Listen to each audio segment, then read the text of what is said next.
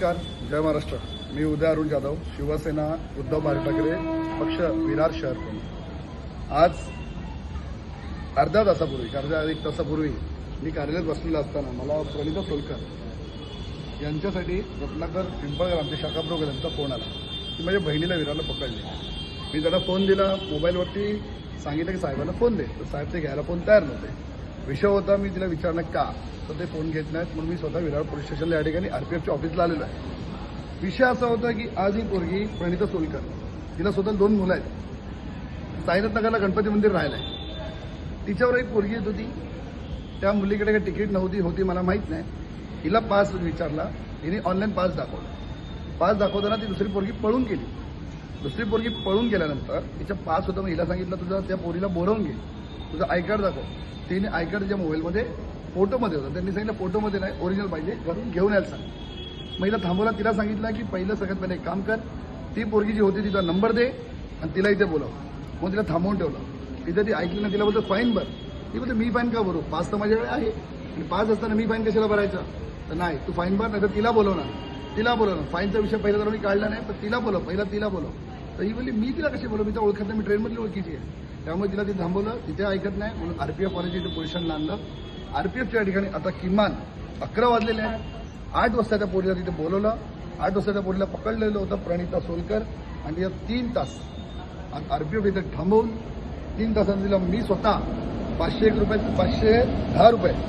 तिचा दंड या ठिकाणी भरलेला आहे आणि तिला आता तिच्याकडे सोडवलेला आहे. त्यांचं म्हणणं आहे की त्या पोरीचा विषय जो इच्छा होता, तिच्याकडे आय कार्ड नव्हतं ना, तुम्ही फाईन घ्यायला पाहिजे होती ना. पण त्या मुलीला दुसरी कोण मुलगी तिला तिला पहिला बोलव, तिचा नंबर दे, तर तुला सोडणार.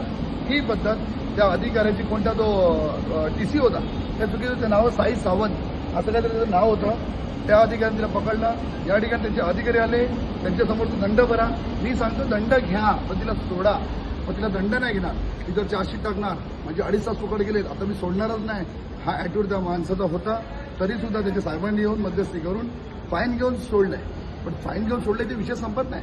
एक महिला आहे, एक मराठी महिला आहे, विरारमध्ये राहते आणि तिला जे 2 बाळ घरात आहेत, पण कामावरून आली आहे. माणूस मजबुरीने कामाला जातोय, कसं जीवाचे दान करून घरी पोहोचायचा प्रयत्न करत असतो. आणि पास पण नाही असा पण विषय नाही, ऑनलाईन पास काढलेला आहे. तिच्याकडे फक्त आय कार्ड नव्हता, तो मोबाईलमध्ये होता. घेऊन ये सांगून, त्या मैत्रिणीला घेऊन ये बोलून, तिचा नंबर दे बोलण्याच्या नादात 2 ते 3 तास तिला थांबवलं. हा अन्याय कितपर्यंत सहन करायचा. विरार शहरामध्ये हे TC आहेत, रेल्वे TC आहेत, हे आपल्या आरपीएफ विचारणे आम्हाला खूप सहकार्य करत होते. आरपीएफला सांगितलं की तिला सोडा, पण तरी ते ऐकायला तयार नाहीत. तिला सोडत नव्हता, फक्त मी गुन्हा दाखल आपला चार्जशीट टाकणार, तिला सोडणारच नाही.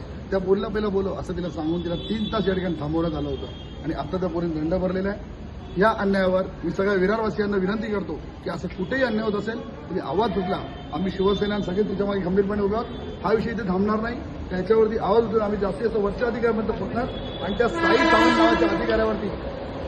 नावाच्या अधिकाऱ्यावरती, अधिकारी नाही, TC आहे, त्याचं दरवेळी असं नाटक आहे इथे, त्याच्यावर कारवाई करायला लावणार. त्यासाठी आम्ही प्रयत्न करणार आहे. ज्या लोकांवरती जे विरारमध्ये अशा प्रकारे अन्याय होत असेल त्यांनी शिवसेना विरार शाखेकडे किंवा आमच्या शिवसैनिकांकडे संपर्क साधा, नक्कीच विषयासाठी आवाज उचलला आहे. धन्यवाद.